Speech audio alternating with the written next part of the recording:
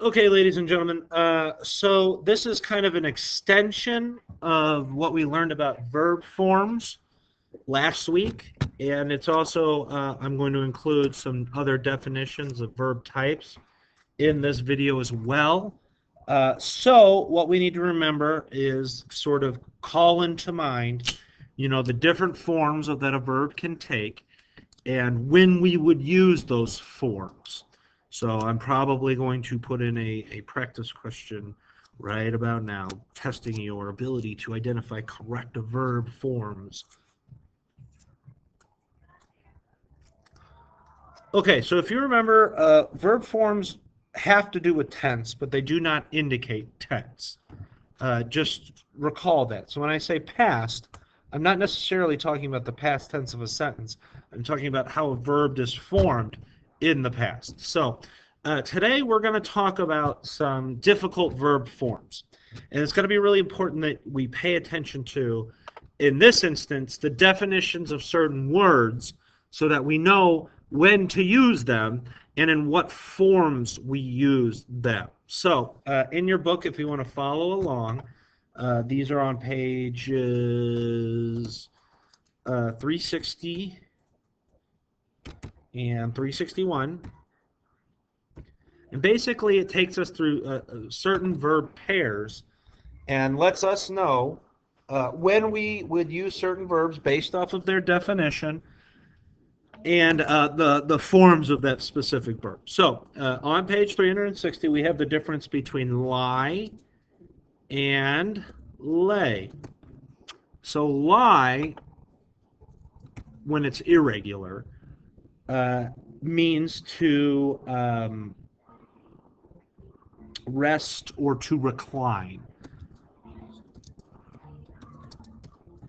So lie, when it's the base form of it is lie, it means to rest or recline. Okay?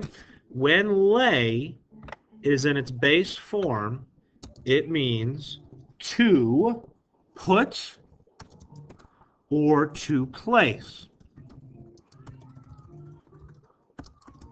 So like I lay the turkey on the table at Thanksgiving and I lie in my bed after a hard day of work. So that's what those words mean. The problem with these words is that they represent an issue for us when we put them in the past or past participle. So when I say to lie, meaning to rest or recline, if I put it in the present participle, what would that be?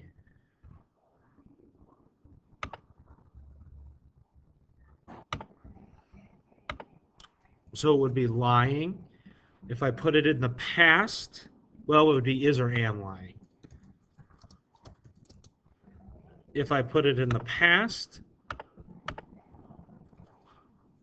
it would be lay. And as you can see, we already kind of can see the problem here. And if I put it in the past participle, it would be have, has, or had lain. So the issue becomes, if you look at it, and this is why they're a difficult pair, that the past tense of the verb lie is the same as the present tense of the verb lay. So I mean that's I'm sure you're even confused as I'm saying it. So basically the idea here is we need to figure out what the sentence is trying to say in terms of the definitions of these words. So I'm going to put in the rest of these and we'll kind of do a practice over it. So this is the rest of both of the verbs. Um, we have laying, is or am laying, laid, and have, has, or have laid. So where we run into troubles with this is that when we run into sentences like this. Yesterday, I laid or lay in the hammock.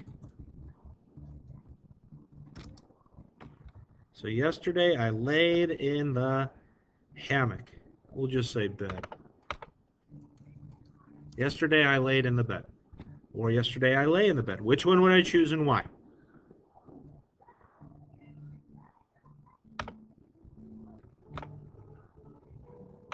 So for this one, we would choose lay. And that seems counterintuitive because I think a lot of us would say, yesterday I laid in my bed.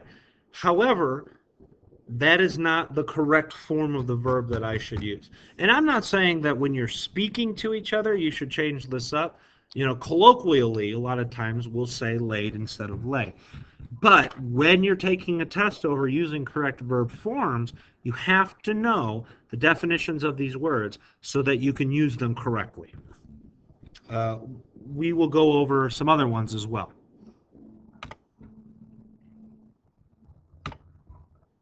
So here's the rest of them. I would probably write them down.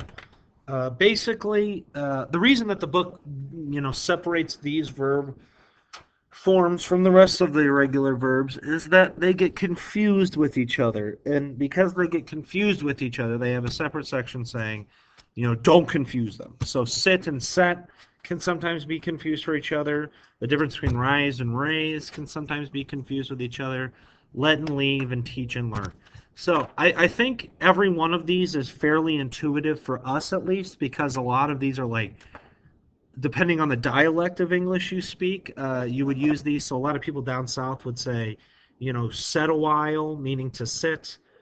It just kind of depends on how you use the language. I don't think that we're going to run into too many problems with these, except for lie and lay. I think those might cause some problems with you.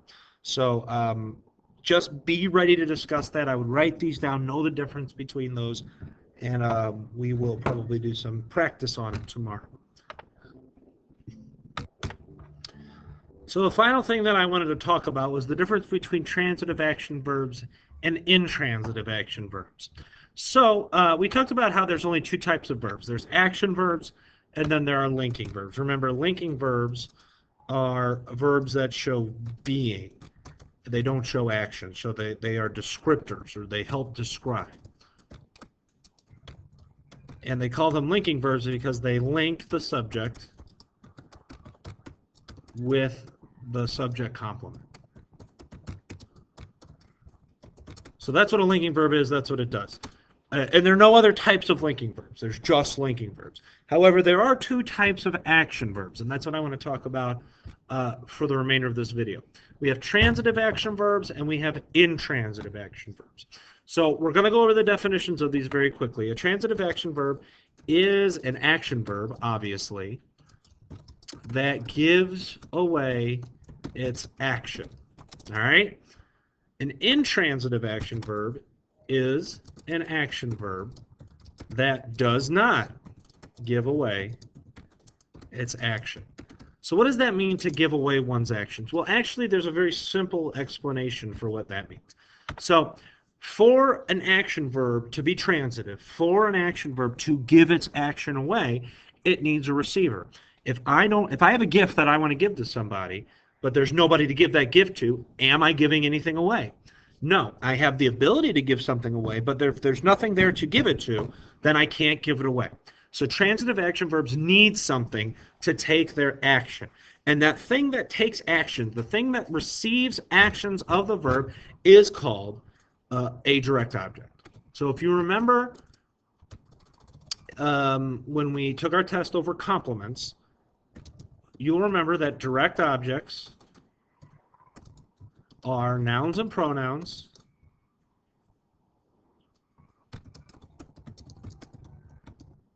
that receive the action of the verb, right?